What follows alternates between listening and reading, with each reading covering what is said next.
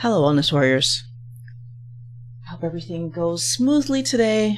I wanted to talk about Michael Moss's book again. I'm finding it very interesting working my way through this book. I'm on chapter 7, and that's the first chapter really where he's really talking about fat in food. And it's interesting because food cravings are an uncontrollable, intense desire to eat a specific food. And in this chapter, he helps me to understand that fat is somehow implicated in this. And he goes through, and we're going to talk about how it's implicated in this, because I want you to understand that the natural way that we interact with food is very different than the way that we interact with processed food. And I'm hoping that by, going through this book with everyone, and even for myself, this is the first time I'm going through the book, and every time I read something, I've never taken this long to get through a book that I'm actually interested in, but every time I get to a section that's of relevance to talk about, I say, I have to stop and talk about this, because I'm sure that as I move forward, there's so much more coming up that it's going to make it hard to keep track of everything. So today we're talking about the implications of fat in our food from the food company's perspective. And I want to start with the very most basic, how we taste food. He talked about in the book that there are 5 different kinds of tastes that are recognized. And he believed that most scientists would agree that there's a 6th, but because we don't know how to figure out how the brain gets information about fat from the tongue specifically, they're not calling it a taste. They did figure out how it gets the information. I'll go to that later. But for right now, there are 5 tastes that we're typically working with. So the first one, obviously, is sweet. And they know where that's found on the tongue. And then you have sour and bitter, salty and savory. And these tastes, they can understand how our taste buds pick them up, and so therefore recognized. The first thing I want to point out is that for all of these tastes, when we get them in the world, so if I'm eating some kind of food, so whether it's vegetation or some kind of protein, like meat or something, the taste that I'm getting, it's very rare that I'm only getting one. It's very rare that you're getting straight bitter or straight sour. Usually we're going to have in that plant a combination of things, and it still might be overwhelmingly bitter or sour, but there's going to be some level of salty or savory or sweet, or it's they're usually not that separated.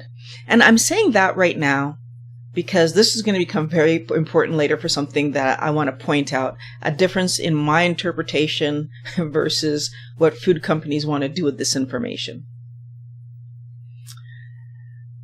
Now, fat helps us to taste food.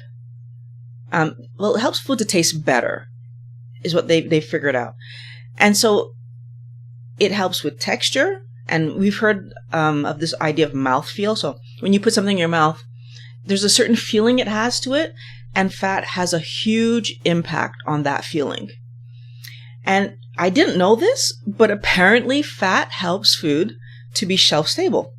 So just like sugar, fat increases the shelf life of the foods that we process.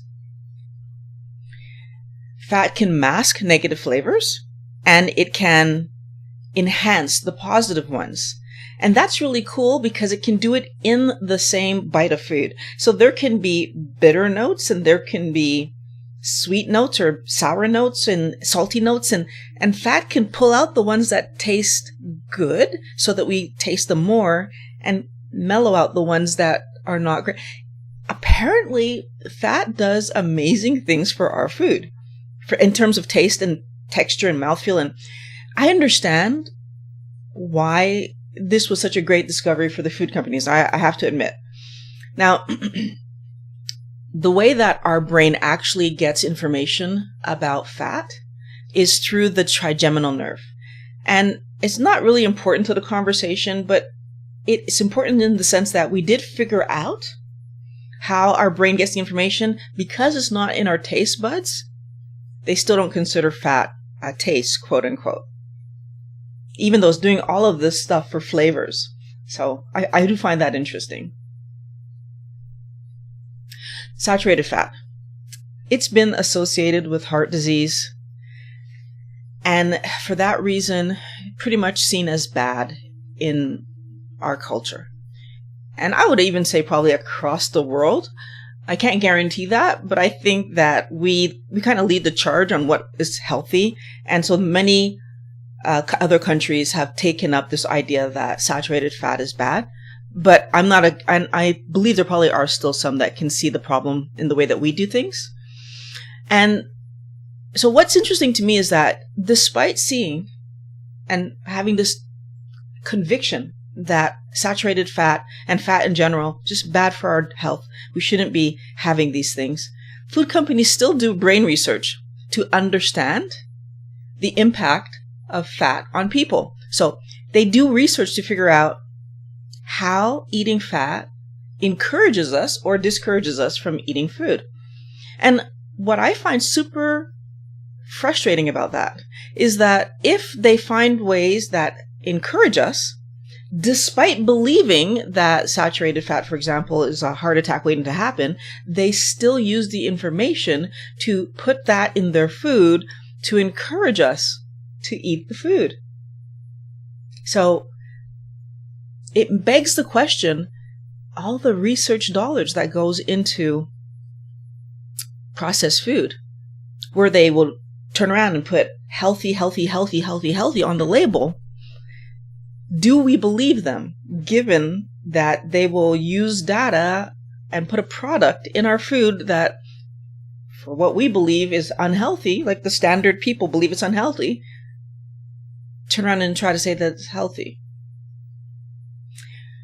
So the brain research that they were funding was on both sugar and fat. And the parts that were kind of cool, well, we've already known, and I've talked about this before, that sugar lights up the part of the brain that cocaine and other, bad things for us light up. What was interesting is that they were actually able to find that fat lights up the same part of the brain. And so we get a pleasure response from eating fat. Now, they took that information and that gave them the idea that since this is rewarding, we can use it to encourage people to eat our products. I want to point out something that I find really interesting in all of this, because I think that companies, corporations, businesses, they have an agenda. And because they have an agenda, they're trying to accomplish something, a task, a goal of some sort. In this case, we're talking about a food company that's trying to sell us more garbage. But sometimes there might be a company that's trying to solve a medical something, or they're trying to solve a war scenario, or right. So there's all kinds of reasons that research gets done. It's not always purely, we would love to know, and just gathering information for purely educational reasons. Most companies aren't willing to put their money behind something purely for education. They need to see a way to make more money out of it. And that's why I'm pausing here. The fact that fat lights up that part of our brain, so the reward pathway, isn't surprising to me if you look at it from an evolutionary point of view. That part of our brain is to encourage us to do behaviors that will help us to move forward in life. So as a species, it helps us to keep ourselves alive because we're eating. It helps us to reproduce. It helps us to engage the world in a way that keeps our body strong. So there are a lot of activities that we do that cause that part of our brain to light up. Now, what's a healthy food to eat? Before we were producing, even before we produce drinks and substances that could mess with that part of our brain, so if we go back before that ever happened, we were eating plants and animals. And To be fair, we were eating mostly animals, and we were eating plants when we couldn't catch an animal. So, of course, our brain is wired to light up to eating animal fat, because when we eat the animal, we were eating the entire animal. We weren't throwing away the fat because we needed that fat to keep us alive. So I feel like if you look at the way that animals in the wild eat, they're not picky and not eating certain part. No, they're eating the entire animal. So I think that because we've introduced so many things to the world that then impact that part of our brain, can I point out things like video games? Like they have an impact as well. We need to understand that the more we manipulate our world, then the more there are things that our body is going to need to respond to. If we can stimulate. So when they take that information and they try to figure out if fat can be this cheap ingredient that stimulates that pathway to get us to want to crave their food and eat more of it, then they're trying to manipulate us. And the truth is, fat does stimulate that pathway. The truth is that one of the statements that was made in this chapter was how happy they were to be able to finally have evidence, so have research that says that ice cream makes you happy. I'm pausing you there. Ice cream doesn't make you happy. The fact that ice cream happens to stimulate that pathway doesn't mean it's making you happy. All it means is that your body, your brain is seeing that as food and therefore expecting you to eat it. Now, we all know that if every single day I eat just ice cream, I'm not creating a healthy body. If every single day I eat just ice cream, eventually my body is going to react poorly. I'm going to be sick and I'm not going to be a happy person. So therefore ice cream wouldn't be making me happy. Not because the stimulus gets a reaction that means that that means that I'm a happy person because the reaction happened. We interpret things. And I want all wellness warriors to understand that the way that food companies interpreted that data allowed them to use that information against us. Because, well, we all believe that if you're sad, just eat some ice cream, you're going to feel better. And it's not helping you to feel better if one of the things you're trying to solve is weight and health issues. You're actually long-term harming yourself and feeling bad, because when we are harmed, we feel bad. When I couldn't walk up the stairs, I was living many, many sad days. I wasn't happy about it. No matter what I happened to be eating that day, it didn't change the fact that I couldn't step up a step on a curb, that standing was hurting, that sitting was hurting, that everything was hurting. That even if I ate ice cream, it didn't change that for me. Fat is in almost all the foods that we eat. Naturally, in meats, in eggs, in fish, in most proteins, and then artificially in processed foods. And I want us to think about the idea that processed foods, just going by the name, that processed foods are just not as healthy for us to be indulging in as whole foods. So, if you're going to eat vegetables and fruit, that they're whole from the plant directly and not processed in syrups and other things. Can I even just say that all the vegetables and the fruit that we are currently eating today are genetically modified to begin with? So we're not even getting what we used to get back in the day. When we were eating vegetables way back, those vegetables were not as sweet.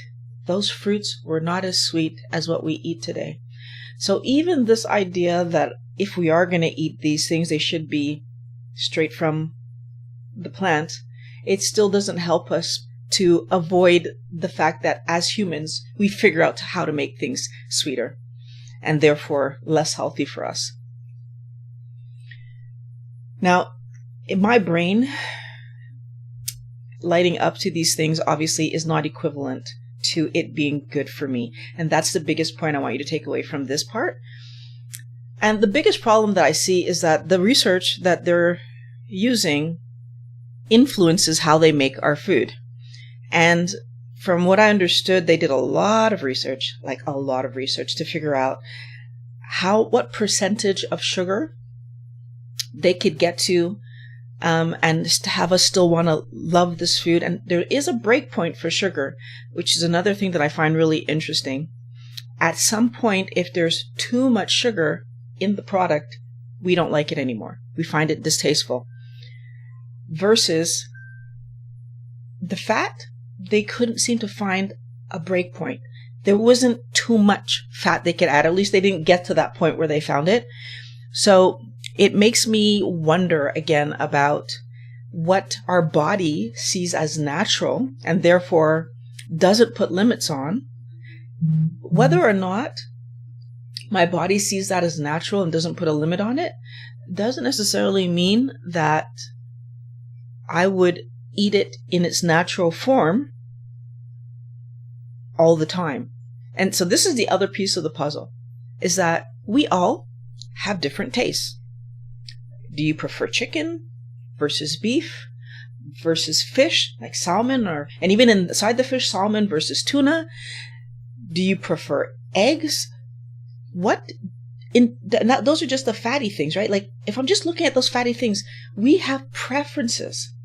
I personally prefer pork, but I have a lot of people that I know that prefer chicken. I have a lot of people that I know that prefer beef and red meats, lamb. I didn't even touch lamb, and goat. And there's so many different tastes within our protein sources.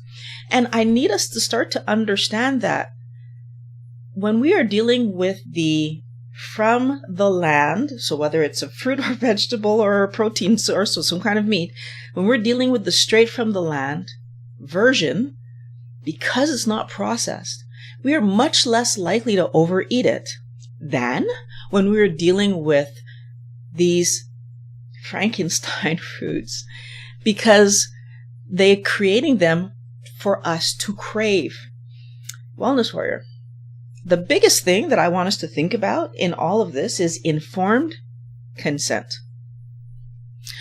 All the research that's being done by these companies give them information about how our brains work. They don't share it with us. They don't share it with us because they know if they shared it with us, then we would have this information and we would take action. So think about it for a second. Back in the day when we found out that drinking and other substances was addictive, what did we do? We put limits on it because we didn't want to overindulge. We didn't want our kids getting access because they wouldn't know how to moderate that stuff. Now, why is it that these companies are doing this research and learning about how these things impact our health, not sharing it with us, but using it in their formulations, in the foods that they're making to make us crave them? And it's because they want us to crave them. I'm going to give you the answer. They want you to crave it. They want you to be out of control with it. They want you to chase it. Why? Well, the more you crave it, the more you eat. The more you eat, the more they sell. The more they sell, the more money they make. But they will write healthy on these packages. I want us to question that. Are these things actually healthy? I don't think so. I don't think that if they are purposefully manipulating the ratios so that I'm going to eat 1 and want to eat 7, that's healthy for me. They're not allowing me to decide for myself how much I should eat. They are creating the story where my brain is going to be pulling me and I'm unaware. That's the part of this I want us to get. We're not aware that they're doing this. We put limits on drinking and ban other substances, but have control on some of the other substances so that people have an awareness of what's relatively And I'm saying relatively safe to use. I really think that we shouldn't be indulging these things at all. They're not natural in our environment. We wouldn't get them naturally. However, I'm going to say that if you are indulging in these things, the more important thing is understanding that if you know that there's a manipulation happening, so drinking, for example, we know that, if I go past 2 drinks, the government seems to believe that for a woman, that might put you in a bad position. So I'm more likely when I'm drinking to not want to pass that threshold because am I going to risk it? And this is the interesting thing, is that becomes my decision if I know about it. If I don't know about it, then I'm going to buy the product and I'm going to have it there and I'm going to eat one today. And maybe tomorrow I eat 2 or 3. And maybe eventually when I'm buying this product, I find myself eating a whole row of cookies. And maybe eventually I end up eating 2 rows of cookies and never really understanding why is it that when I buy this product, I can no longer eat recommended. If you ever look at the nutrition information and you see what a serving is, why am I not ever eating the serving size, which is probably 1 or 2 cookies? For some cookies, it's half a cookie, strangely enough. Why is that not what I'm doing? And the reason is because we're not checking. The reason is because we're trusting these companies that they're not trying to manipulate us. But the problem is, all of them are. Not some of them. All of them are.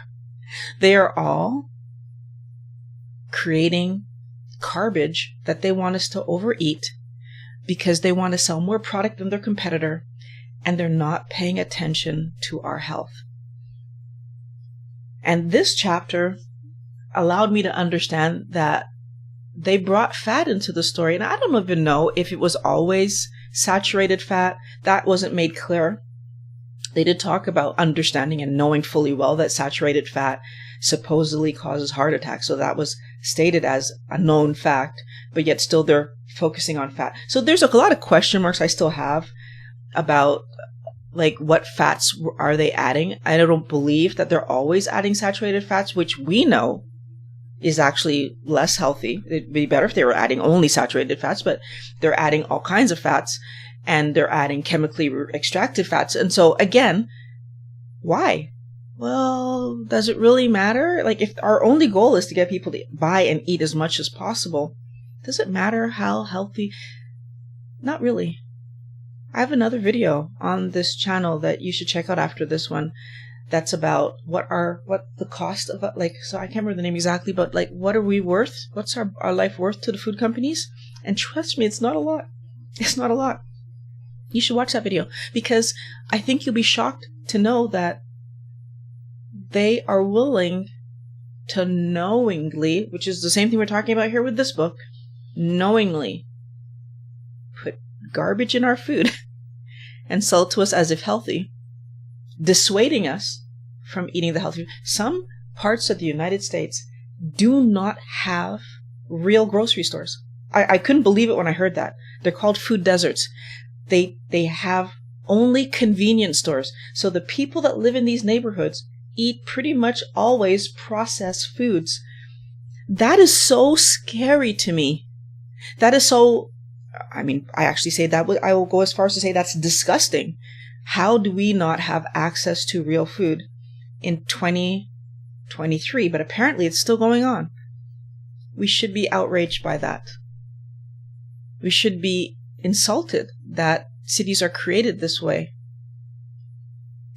So what I want you to do is I really want you to take a hard look. Am I going to keep giving food companies my money? Knowing this, so for the first few chapters talked all about sugar and how they manipulate us with sugar, and then they turn around and they're adding fat to the story. I'm gonna guess that salt is gonna be the same story, but we're waiting to see. I want us to be insulted by this. I want us as wellness warriors to focus on real food and cook at home and stop eating this junk that is ruining our health, because it's ruining our health. I want to encourage you to watch that video I talked about earlier, the one that's what your life is worth, two food companies. I think you're going to be very interested. I'm going to try to link it afterwards because I think that's a nice follow-up to this video. I hope that everybody got some interesting information out of this. I want to answer your questions. So if you have more questions, put them in the comments below. And also, just in general, if you have questions about how to do keto in a way that is sustainable, if you have questions about mindset and keto, I would love to answer those questions for you. So put them in the comments, and if they're big enough, I'll make a whole video about it, because I want you wellness warriors to be able to move forward in your good health, use your body to do the activities, to play, to do all the things that you deserve to do. I'm so happy I get to do it. I want you to have the same experience. Thanks for watching Thanks for watching The Road to Health, Keto Done Right. Talk to you again next week.